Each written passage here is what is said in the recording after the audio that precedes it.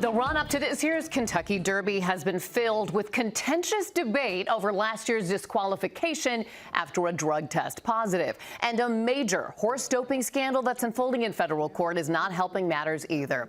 Thanks for joining us for Wave News at 6. I'm Shannon Kogan. I'm John Bold. Because this topic is so important, we start off tonight with my latest Troubleshooter investigation, taking a deep dive into the depths of the drug testing rulings to see if the sport really has a problem. Maximum security.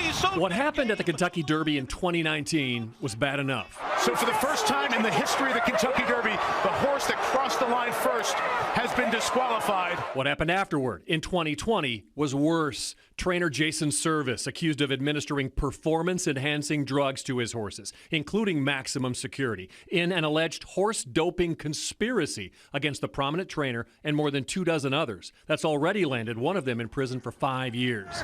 Bob Baffert does it again. Medina Spirit has won the Kentucky Derby.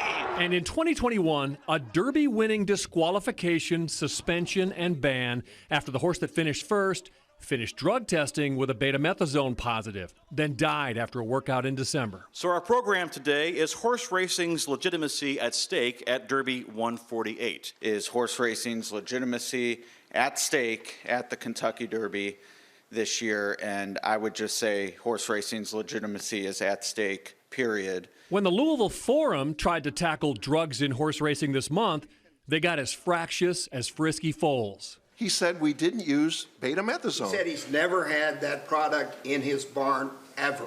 And betamethasone in a salve is permitted. There's no question about it. Everyone was scattered. That's not true, Clark. That's not true. And This is wrong. This is wrong. Let's listen to the facts and apply the rules. just answer my question, yes or no. Will the court decide that question? So do I get...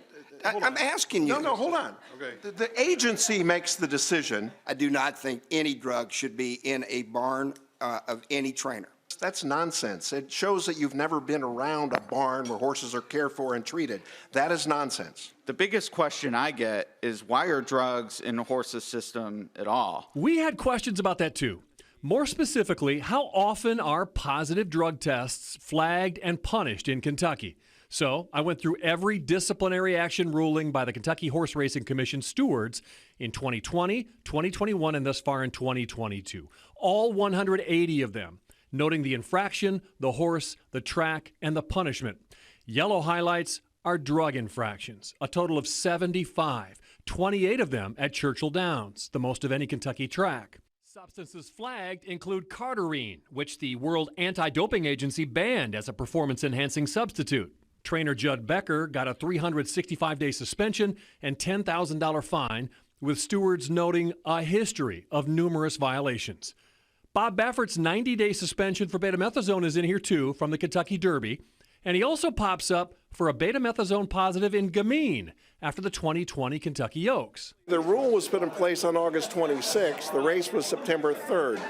So the horse had already been treated by the time the rule was put in place. That's patently unfair. I shared my findings with many, including Animal Wellness Action Director Marty Irby. Not surprising at all. I think, we've known for a long time that drugging in American horse racing runs rampant. I read off the substances that got flagged and punished in post-race testing. Things like phenylbutazone, clenbuterol, naproxen, dexamethasone, methylcarbamol, cardarine, and meloxicam. Yes, there are medications that are given to horses. In many instances, they're given to cause them to perform better, but also to cover up injuries that they may have and mask pain. And a lot of times, those are the injuries that lead to breakdowns on the track. And my point is, when you look at the regulatory authorities that we have in place now, and the fact that you can have a violation for a legal medication, to me, the semantics and that constant inferring of something nefarious, trying to make it a negative, I think has really hurt our industry. The CEO of the Horsemen's Benevolent and Protective Association says a massive study was just done on 243,000 samples in all of horse racing. You come up with 99.57% violation free. So I think the integrity The facts bear out that we've done a very good job. And I struggle as a fan of the sport when people say, oh, drugs and horses. These are things that are allowed to be in a horse. They push the envelope maybe a little bit to try to get to the race. It backfired.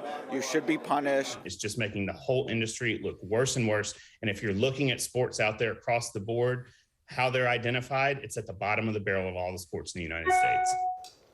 As for what will be the biggest topic later this week, the Bob Baffert ban, we're going to take a closer look at that specific drug testing controversy Wednesday night at 6 here on Wave, as David Mattingly has obtained the actual audio of all those secretly recorded phone conversations with Bob Baffert by the Kentucky Horse Racing Commission.